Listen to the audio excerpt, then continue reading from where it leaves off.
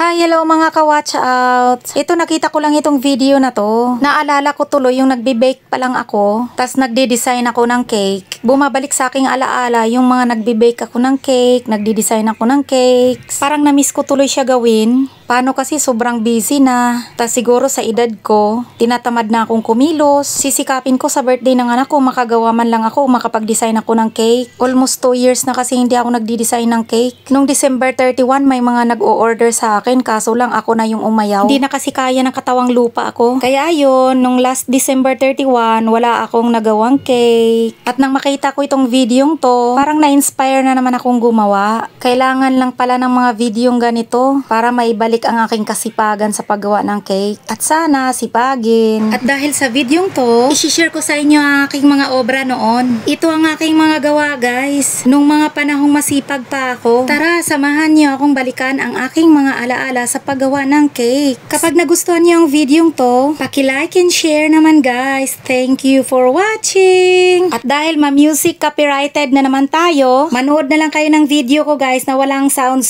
walang music.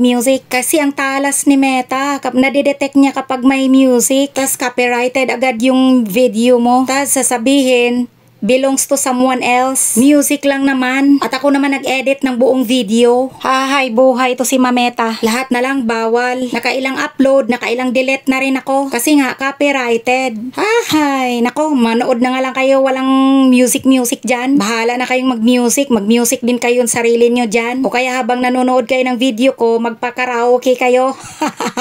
O kaya ano kayo ng speaker nyo dyan. Nakakaano naman to si Meta na to eh. Moment ko na nga to. Alam nyo guys, yung music kasi nagpapaganda ng video. Isa rin yun dapat nakakapagpaganda ng video eh. Kaso lang ayaw niya. Nag-upload na nga ako sa YouTube tapos inedit ko pa yung kanyang yung tempo ng music. Imbis inspirational, ginawa kong horror. Ayaw pa rin. Bahala na nga yan. Kayo nang mag-adjust. Sige, bye.